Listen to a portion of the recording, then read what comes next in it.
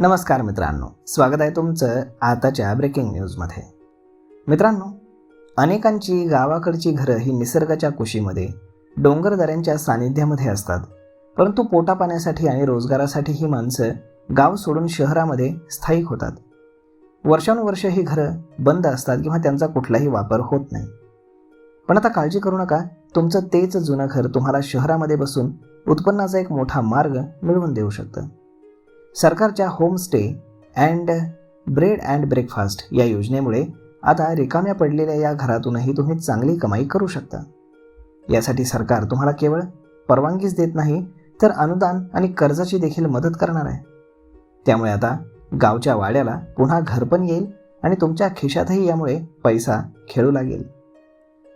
शहर सोडून गावाला आलेले पर्यटक आता मोठं हॉटेल शोधत नाहीत, तर आपलं गाव गाठून घरगुती वातावरणाच्या शोधात असतात. यामुळेच सरकारनं सुरू केलेल्या होमस्टे पर्यटनाला जोर आलेला आहे. सरकारच्या पाठिंब्यानं गावाकडेही लोक आता आपल्या घरांना छोट्या व्यवसायामध्ये बदलून चांगलं उत्पन्न मिळवताना पाहायला मिळत आहेत. पर्यटन क्षेत्र आणि होमस्टेला चालना देण्यासाठी सरकारनं मोठी पावलं उचलली आहेत. सरकारच्या मते होमस्टे पर्यटनाला गावाकडे जोरदार प्रतिसाद मिळत आहे. या धोरणाला प्रोत्साहन देण्यासाठी सरकारनं अनेक आकर्षक सवलती जाहीर केल्यात. होमस्टे म्हणून नोंदणी केलेल्या घरांना वीज आणि पाण्याचं बिल आता कमर्शियल दरानं नाही, तर घरगुती दरानंच भरावं लागेल. या व्यतिरिक्त होमस्टे चालकांना प्रधानमंत्री मोफत वीज योजनेअंतर्गत सौर पॅनल बसवण्यासाठी स्पेशल अनुदान मिळेल.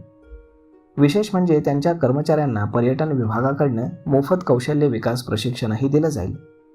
आणि इतकंच नाही, तर व्यवसायासाठी मुद्रा कर्ज योजनेअंतर्गत 10 लाख रुपयांपर्यंतचं बिनव्याजी कर्ज अगदी सहज मिळू शकेल.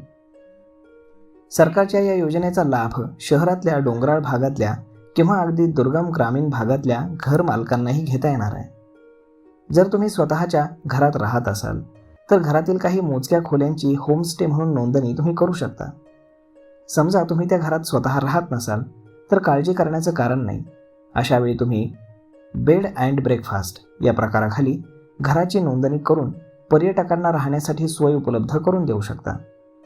अट फक्त एकच आहे, त्या ठिकाणी घराची निगा राखण्यासाठी एक केअरटेकर असणं गरजेचं आहे.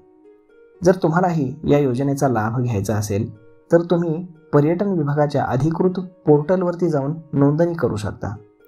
या होमस्टे धोरणामुळे आता सध्या माणसालाही घरी बसून एक सन्मानाचा आणि फायदेशीर व्यवसाय सुरू करण्याची एक संधी चालून आली आहे.